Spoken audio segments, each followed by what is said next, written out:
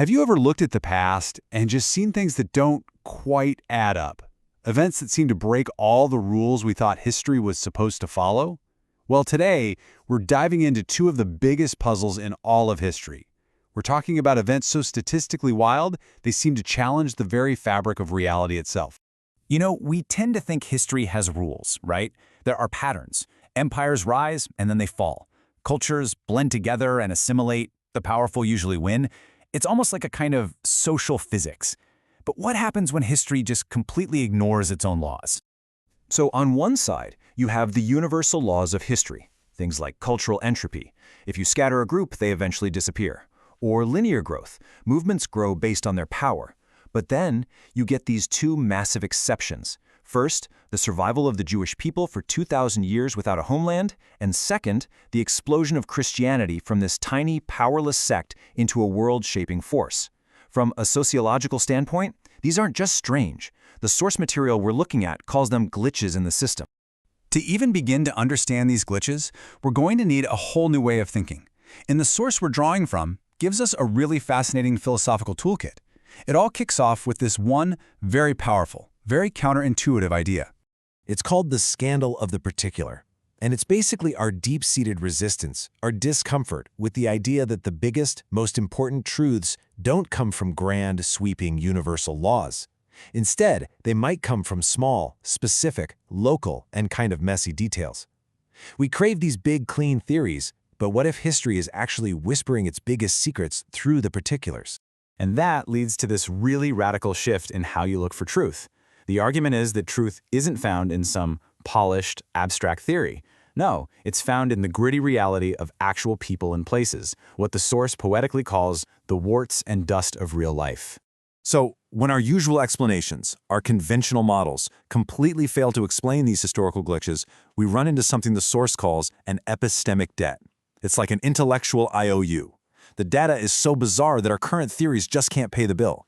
At that point, the only honest thing to do is to ask, maybe our whole framework is wrong? Okay, let's put this toolkit to the test.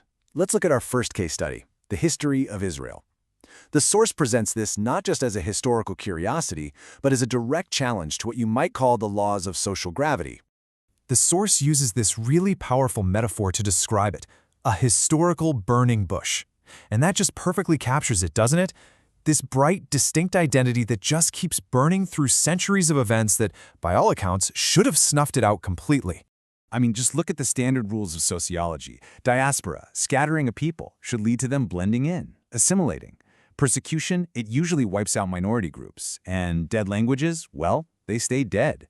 But in every single one of these cases, Israel's history doesn't just bend the rules, it completely shatters them. And the sheer scale, the amount of time we're talking about, is just staggering.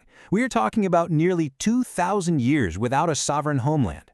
If you're looking at this from a purely natural, statistical point of view, the reestablishment of the State of Israel in 1948 is an event with a probability that's basically zero. It's a true historical glitch. So that was our first case study, impossible survival. The second one builds on that, but it shifts from a story of survival to a story of impossible expansion, the rise of Christianity. To try and explain this, the source comes up with a concept it calls the Pareto squared principle. Now, you've probably heard of the 80-20 rule, right? The Pareto principle? Well, this is like that on steroids. It's the idea that, in history, sometimes an almost infinitesimally small cause can create an overwhelmingly massive effect. Just think about this insane imbalance. You start with this tiny, tiny input, a powerless marginal group in a forgotten corner of the Roman Empire, and the output, it literally goes on to shape the entire ethical, legal, and civilizational framework for a massive chunk of the world.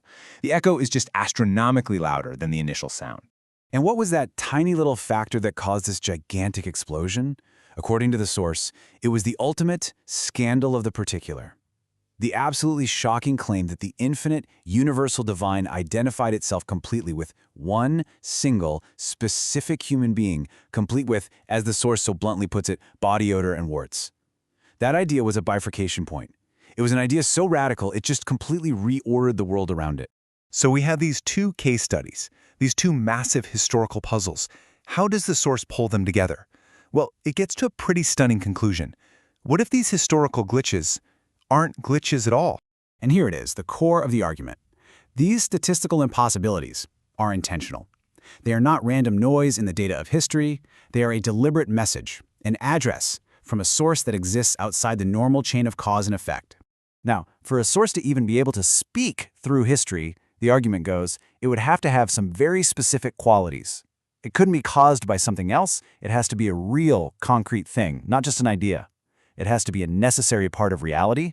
And, this is the most important part, it can't just be some impersonal force. It has to be an I that is actively looking for a response from a you. You know, this is how a lot of people see history. The philosopher Walter Benjamin had this famous image of the angel of history just seeing one single catastrophe, a growing pile of debris. It's random, it's chaotic, and ultimately, it's just meaningless wreckage. But the counter-argument here is that if you actually look closely at that pile of debris, you don't just see chaos. You start to find a hidden architecture, a really complex interior structure. The things that look like glitches are actually the load-bearing walls of an intentional design. So where does all of this leave us? All this grand, sweeping historical analysis? Well, the source brings this entire argument down from the scale of millennia right down to the level of a single personal choice. And this is the final, really challenging turn in the argument. It claims there's actually no neutral ground here. When you're faced with data this strange, to just step back and say, how interesting, and remain this detached, objective observer, that isn't a neutral act.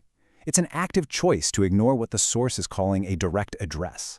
And so this whole deep dive really boils down to one final, provocative thought. If these massive historical events are not random glitches, but are an intentional communication, if history itself is speaking, then it's not just speaking to the world, it's speaking to you. And the only question left is, what is your answer?